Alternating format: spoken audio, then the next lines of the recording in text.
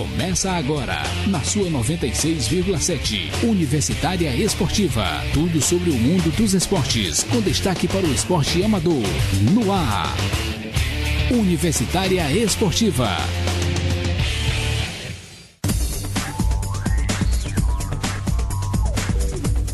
Bom dia, ouvintes. Começamos mais Universitária Esportiva e ao meu lado, Neila do Rego Monteiro. E ao meu lado, Emanuele Madeira. No Boletim Esportivo, vamos falar sobre a seletiva norte-americana de natação. Também como foi a seleção de basquete brasileira feminina no amistoso contra a Austrália, como anda o Grand Slam de Wimbledon e também sobre os Jogos Mundiais Universitários de Handebol. No Bola na Rede, você confere as novidades no futebol piauiense, nacional e os jogos que acontecem hoje pela Série B. Continua sintonizado que a Universitária Esportiva está no ar.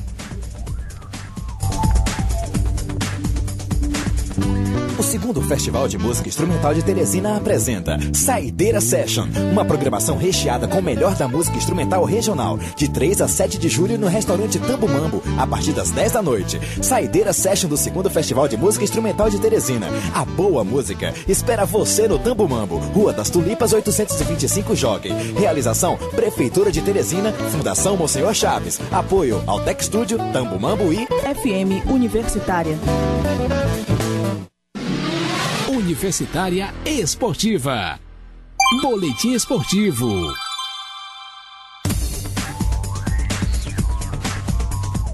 Na seletiva norte-americana da natação para os Jogos Olímpicos de Londres, Michael Phelps, que estava em dúvida sobre se iria nadar os 400 metros medley nas Olimpíadas de Londres, conseguiu a vaga na prova após disputa com Ryan Lochte e Tyler Clary na cidade de Omaha. O campeão olímpico e recordista mundial conseguiu carimbar o passaporte mesmo tendo ficado com a segunda colocação na prova. Lochte acabou sendo mais rápido, já Clary, que chegou a ficar na ponta, fechou em terceiro. Michael Phelps começou melhor que os seus adversários no nado borboleta, batendo na frente na virada dos 50 e dos 100 metros, mas depois acabou indo para terceiro no nado costas. Tyler Clary assumiu a liderança provisória, mas o bom desempenho de Ryan Lochte no peito deu a vitória ao nadador.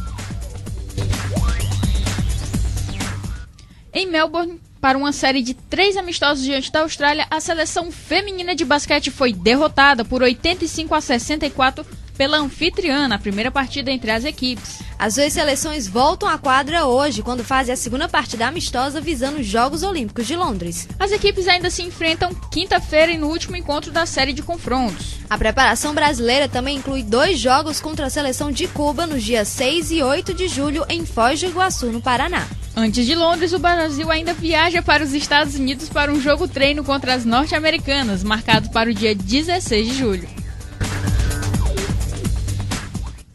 Após ter sido o primeiro brasileiro na história da NASCAR a conquistar um pole position na Nationwide Series, uma espécie de segunda divisão da categoria do Stock Car norte-americano, Nelson Piquet conseguiu um feito ainda maior.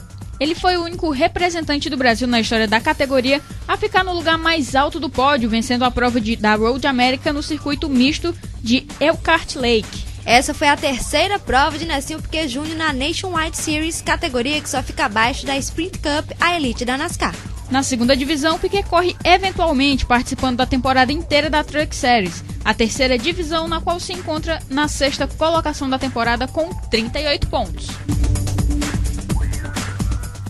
A seleção brasileira de handebol feminino desembarcou em São Luís, onde vai encarar a seleção de Cuba em mais 2 jogos amistosos para finalizar a preparação para as Olimpíadas de Londres. Os jogos, os de amanhã, no dia 29, completam a série de 3, que começou no último sábado com vitória brasileira por 40-28. O primeiro jogo entre Brasil e Cuba vai ser na próxima quarta-feira, amanhã às 20 horas, e a segunda partida acontece na sexta-feira. As 2 partidas serão disputadas no ginásio Castelinho e a seleção brasileira se despedirá da capital maranhense no dia 30 de junho com o encerramento da preparação para os Jogos Olímpicos. E o Ministério do Esporte suspendeu a Bolsa Atleta de 140 esportistas de todo o país. A portaria 153 se comunica a decisão foi publicada ontem no Diário Oficial da União. Segundo o texto, os bolsistas suspensos não assinaram um termo de concessão dentro do prazo legal ou não preencheram os pré-requisitos fixados anualmente pela portaria referentes ao ano de 2011. No Piauí, o ciclista Luiz Alves de Souza foi um dos 140 atletas que tiveram seu benefício suspenso. O programa, em vigência desde 2005, beneficia mensalmente esportistas de alto rendimento, garantindo a manutenção das despesas mínimas para que continuem com o treinamento esportivo. Para receber o auxílio, os esportistas enquadrados entre as categorias estudantil, estadual, nacional e internacional precisam comprovar bom desempenho em competições. Outra portaria publicada hoje concede a bolsa para 46 atletas que recorreram de indeferimento do Ministério do Esporte. E a rodada da chave de duplas masculinas de Wimbledon teve uma vitória e uma derrota de tenistas brasileiros. O mineiro Marcelo Melo e o croata Ivan Dodig venceram seu compromisso de estreia e avançaram no torneio. Já o paulista Tomás Bellucci e o australiano Carstens Ball caíram na primeira rodada. Melo e Dodig entraram em Wimbledon com cabeças de chave. Precisaram de 4 sets para superar os australianos Ashley Fish e Jordan Kerr ontem. Depois de perder a primeira parcial, a dupla se recuperou e venceu os 7 seguintes para avançar na competição. Na segunda rodada, a parceria croato-brasileira tem pela frente o vencedor do confronto entre os eslovacos Martin Klisan e Lucas Lacko, com os alemães Martin Henrich e Michael Kolan. E o comitê organizador promete uso de tecnologia rápida e super sensível no número de controles antidoping capaz de detectar substâncias proibidas que em 2008 não conseguiram ser identificadas. Além dos exames de urina, os organizadores resolveram aumentar a quantidade de testes de sangue e frisam desde o início do ano que os atletas que resolverem tentar burlar as regras terão problemas. Desde a abertura da vila até o fechamento dela serão feitos controles. A expectativa é que sejam feitos até 400 testes diariamente, fora e em competição.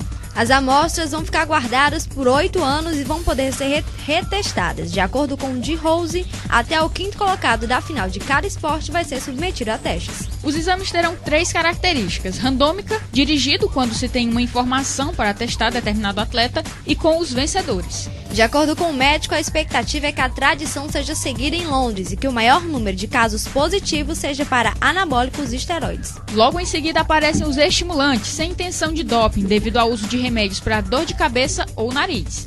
Embora o doping genético, capaz de aumentar a produção hormonal, estimulando o organismo a fabricá-lo, tenha deixado a COI e o WADA em alerta nos últimos anos, D-Rose acredita que ainda não vai haver notícia dele nestas Olimpíadas. E ontem foi o último dia de treinamento da equipe que veio ajudar na preparação da judoca Sara Menezes. E o Universitário Esportiva foi até o centro de treinamento Sara Menezes para falar com as atletas e falar sobre essa experiência. Falamos com Jéssica dos Santos, Jéssica Tais, que luta na categoria até 52 quilos, sobre o intercâmbio feito pelas atletas da seleção. Muito forte, né? Porque a diferença de força deles lá, de técnica, tipo de treinamento é diferente com o daqui. A única diferença do treinamento de lá com o daqui, mesmo questão de força, mas é a quantidade de pessoas. É muito arriscado um treino próximo das Olimpíadas, questão de lesões, né? A resistência, mas aqui elas estão fazendo uns treino de força na academia, treino do mesmo jeito como de lá. A questão é, como eu já disse, é a quantidade de pessoas. 96,7 Universitária Esportiva.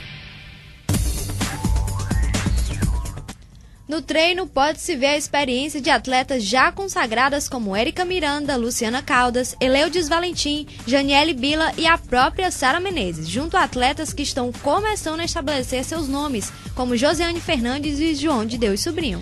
A atleta Érica Miranda, titular da categoria até 52 quilos, que está classificada para as Olimpíadas, conversou com a nossa equipe. Se antes a atleta acreditava que o judô do Piauí era somente força, saiu com a impressão bem diferente depois dessa semana de treinos. Como é que você avalia essa semana de experiência aqui em Teresina? Eu achei ótimo, né? Bom para conhecer também. Eu fiquei surpresa porque Teresina tem judô, tem um nível técnico bom, o pessoal acolhedor, fez a gente se sentir em casa. Foi muito bom, adorei. E qual a análise que faz rapidamente das suas adversárias nas Olimpíadas? Na verdade, sinceramente, eu sei quem vai, mas ainda não peguei nenhuma para estudar. Eu acho que eu tenho que fortalecer o que eu tenho de mais forte em mim mesmo, corrigir alguns erros e não me preocupar com o que elas vão fazer, porque isso pode dar alguma ansiedade maior, nervosismo, então é melhor nem se preocupar com isso. Questão de trabalhar com o auxiliar técnico da seleção feminina, já ajeitando alguns pontos que poderiam ser negativos nas lutas para você, traz uma confiança maior para lutar lá? Traz sim, eu acho que eu já conheço o Expedito há algum tempo, e com essa semana ele me conheceu de uma forma melhor, como é que é meu judô, onde é meus pontos fortes, meus pontos fracos, o que pode ser melhorado, e agora que a gente vai passar mais tempo junto, com a concentração da semana que vem, com a aclimatação, eu acho que dá uma confiança sim, até no momento lá da Olimpíada, de algum detalhe, com certeza isso vai somar. E faltando um mês, pouco mais de um mês e 2 dias para as Olimpíadas começar, como é que vai ser a rotina de treinos a partir de agora? Intensifica ou dá mais uma aliviada? Eu acho que acho que vai continuar intenso os treinos, até porque na aclimatação a nossa carga de treinamento não vai ser uma coisa muito exagerada, então dá para puxar bem e lá sim a gente vai dosar o treino e começar a cair para chegar bem na competição. Universitária Esportiva. As atletas se despediram de Teresina, mas Janiele Bila retorna a Teresina para mais um período de treinos ainda sem data definida. Após as Olimpíadas, o convite foi para que todas retornassem para competir em solo teresinense.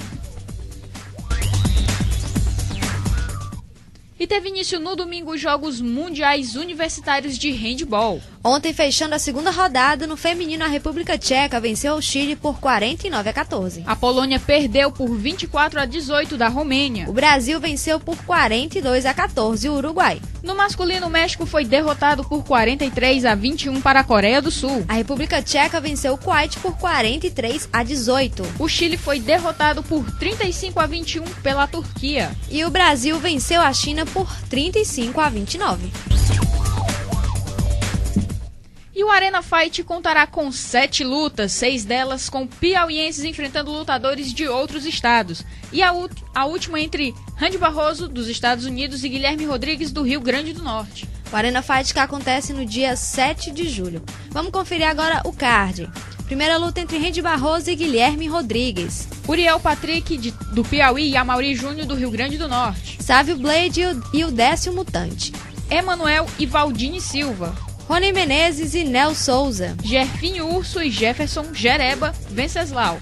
Wellington Gigante e Eudes Dias. O evento é liderado pelo lutador do UFC, Gleison Tibau Potiguar, que promoveu a primeira edição do torneio em Mossoró, no Rio Grande do Norte. Os ingressos podem ser adquiridos na Miracel Turismo, do Teresina Shopping, na Eugênio Fortes, 24 horas, da Avenida Nossa Senhora de Fátima, na Marco Informática da Praça do Fiprisa e Centro e Miracel Turismo, no Shopping Riverside, ou pela internet no site www.bilheteriavirtual.com.br www.bilheteriavirtual.com.br. Repetindo, o evento acontece no dia 7 de julho no Ginásio Verdão. E a preparação das seleções brasileiras masculina e feminina de beach handball para a disputa do Campeonato Mundial ganhou um novo capítulo. A comissão técnica das duas equipes divulgaram pela tarde de ontem a lista final dos atletas que defenderão o Brasil na competição. Foram escolhidos 10 atletas no masculino e 10 atletas no feminino. Entre os convocados, a grande maioria joga no Nordeste, principalmente nos times da Paraíba. 12 entre os 20 atletas. As seleções, inclusive, estão concentradas em João Pessoa desde o último dia 12 de junho e ficam na capital paraibana até o dia 5 de julho.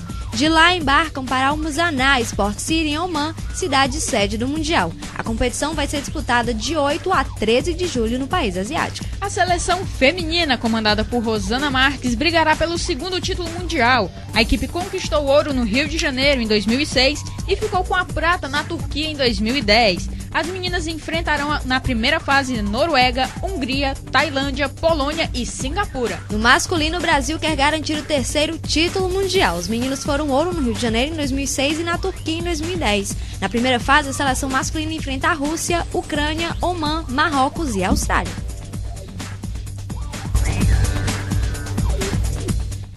Universitária Esportiva volta já. Vem aí o segundo Festival de Música Instrumental de Teresina. Abertura dia 2 de julho com a Orquestra Sinfônica de Teresina às 20 horas no Palácio da Música. E de 3 a 7 de julho, shows com grandes nomes da música nacional e regional no Teatro do Boi a partir das 7 da noite. Grupo Cama de Gato, Armandinho, Luizão Paiva Quinteto, Chico Pinheiro, Marcos Suzano e muito mais. Segundo Festival de Música Instrumental de Teresina. Realização Prefeitura de Teresina. Fundação Municipal de Cultura Monsenhor Chaves. Apoio Altec Studio Tambumambo e FM Universitária. Universitária Esportiva. Como é que você vai valer essa...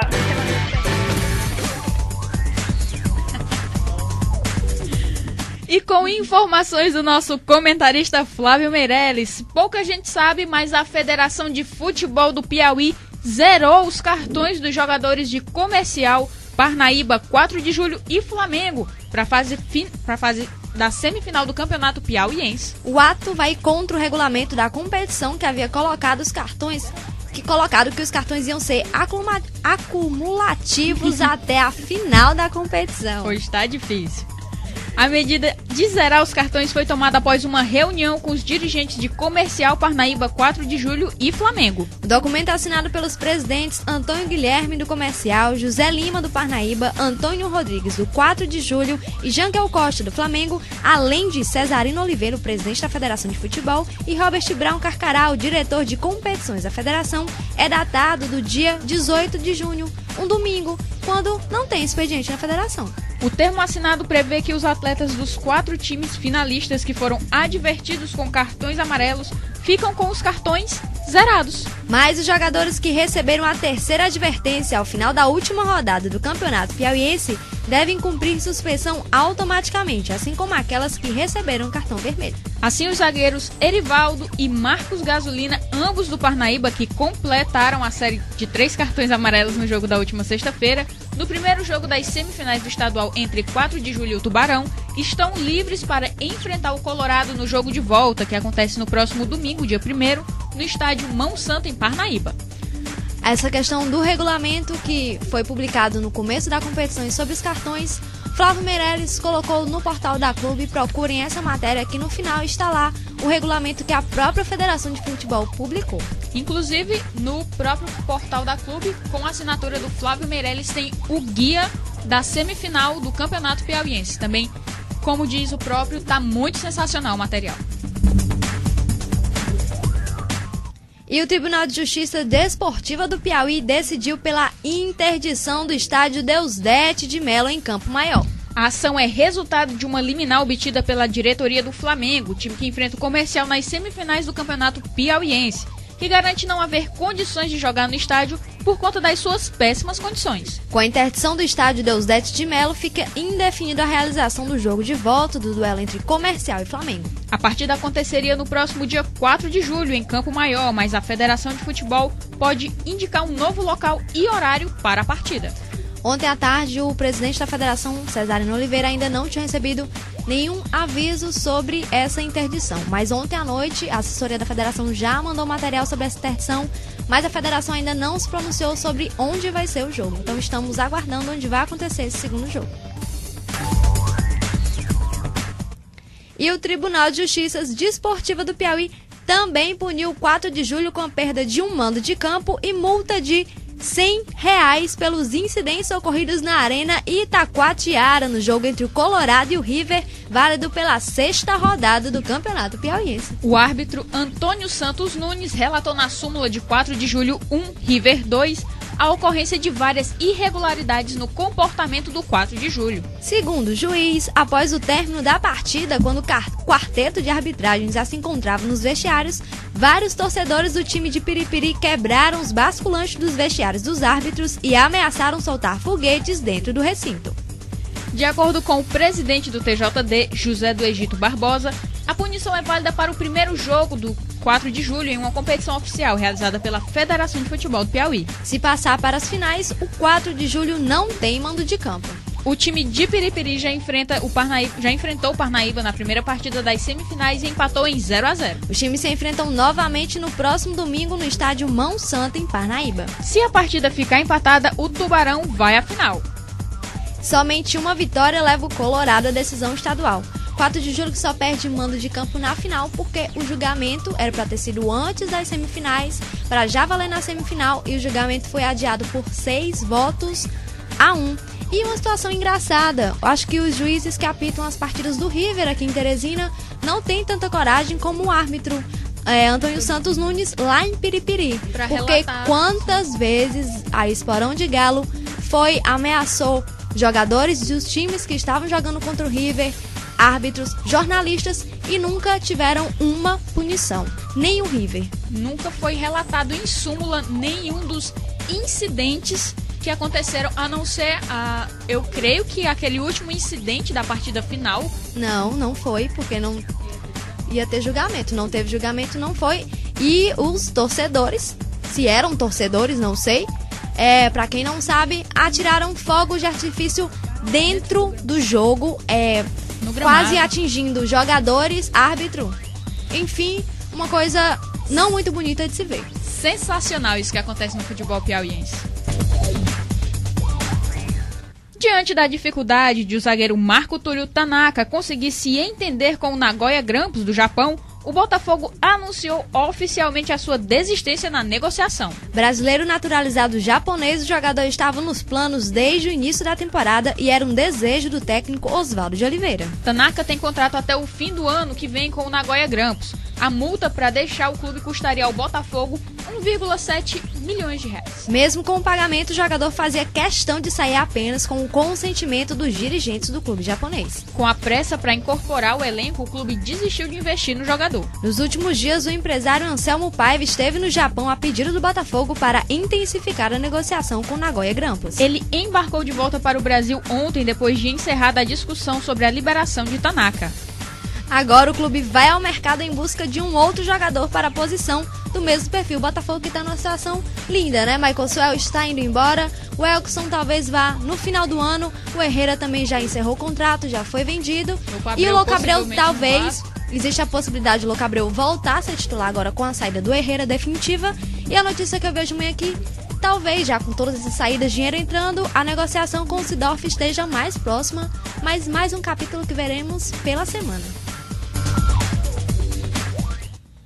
E o aviso de Zinho parece ter sido ouvido e compreendido por Adriano. Ontem o jogador esteve no Ninho do Urubu na parte da manhã para iniciar a segunda semana da nova fase da recuperação da cirurgia no tendão de Aquiles do pé esquerdo, que foi realizada em 13 de abril. Ele trabalhou no CT por 3 horas entre fisioterapia e exercícios físicos. Na terça-feira passada, o diretor de futebol do Flamengo teve uma conversa franca com o atacante e disse que ele tem que cumprir a programação estabelecida pelo clube, apesar de não existir um vínculo entre as partes. Até 1º de agosto tem que perder peso, mostrar um profissionalismo e cumprir um esquema com poucas folgas. Desde então, o jogador tem seguido a agenda de sessões de fisioterapia e preparação física. Adriano está sob vigilância. Um desvio de conduta não pode ser punido com multa, já que não existe contrato. Mas atos de indisciplina decretam o fim da era do imperador no rubro-negro. Além de ser do perfil de Zinho sempre dá uma chance aos jogadores, a presidente Patrícia Amorim guarda o atacante como trunfo. Caso ele se recupere, pode servir para o time e como estratégia política em ano eleitoral. Mas se não cumprir um determinado, o clube tem como justificativo o fato de ter dado chance e toda a estrutura para o atacante. Um problema que parece ter se resolvido no problema, mas o outro não. Ontem era dia de pagamento no Flamengo. A diretoria havia afirmado que os jogadores iam receber. Adivinhe. E adivinhe, não teve pagamento. Zinho afirmou que eles estão com problemas financeiros, mas que eles vão resolver. Aliás, Michel Levy, gente. O Zinho não, desculpa, Michel Levy.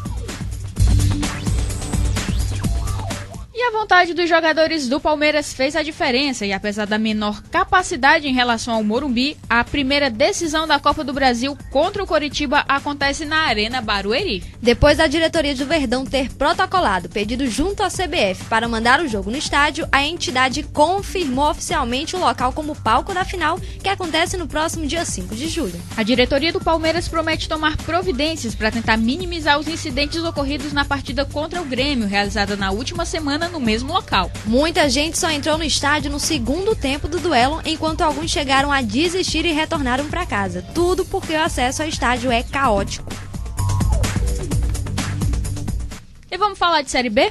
O Ipatinga esteve muito perto da vitória contra o Criciúma, mas cedeu a virada para a equipe catarinense já nos acréscimos do jogo. Com apenas 4 pontos, o Tigre ocupa a 18ª colocação na zona de rebaixamento na Série B e vai tentar reabilitação diante do Ceará hoje às 21 horas no Ipatingão. O técnico Mazola Júnior, que ainda persegue a primeira vitória desde que chegou ao Ipatinga, aposta que o time tem tudo para vencer o time cearense atuando em casa. Mas ele também afirma que o time tem que ter atenção durante todo o tempo para evitar surpresas no final do jogo, como aconteceu na última partida. No Ceará, a equipe de PC Guzmão, que não começou tão bem na Série B, já mostrou evolução e na rodada passada venceu o Atlético Paranaense. Com a vitória, o time pulou para a 12ª colocação com 8 pontos. Um novo triunfo contra os mineiros pode recolocar o time cearense na briga para entrar no G4 e conseguir acesso à Série A do Brasileiro. Para enfrentar o Ipatinga, o técnico PC Guzmão tem um desfalque importante.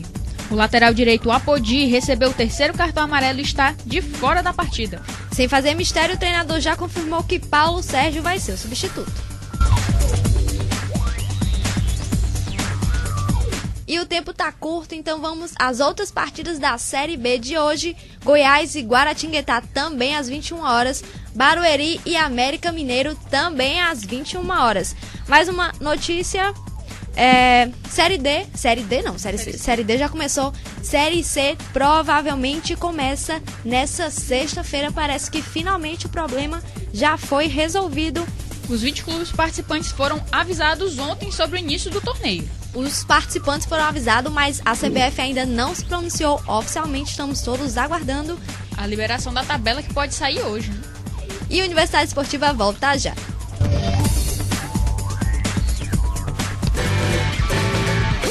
Vem aí o 29º Salão Internacional de Humor do Piauí, de 26 a 30 de junho, no Complexo Cultural da Praça Pedro II. Música, teatro, dança, literatura, poesia, cartoons, caricatura e charges do mundo todo, no coração de Teresina. Salão de Humor do Piauí. Venha se encher de cultura e se divertir. De 26 a 30 de junho, na Praça Pedro II. Apoio FM Universitária e Altec Studio. 96,7 Universitária Esportiva.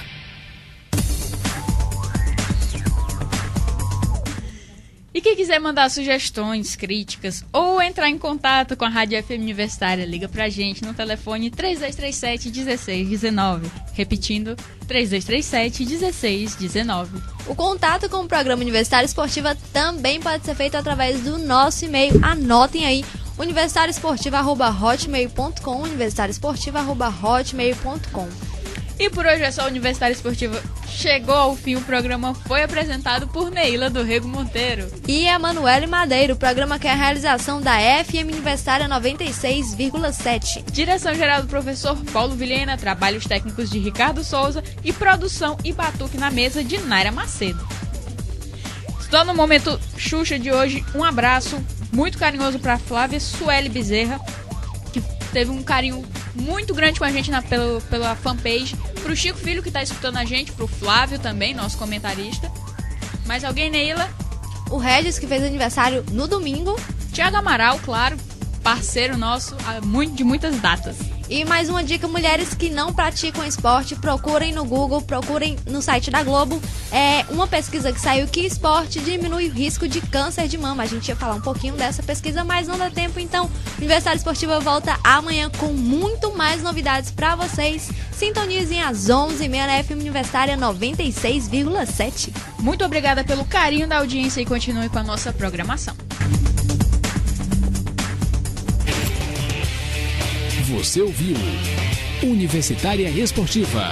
Obrigado pela audiência e continue na nossa programação.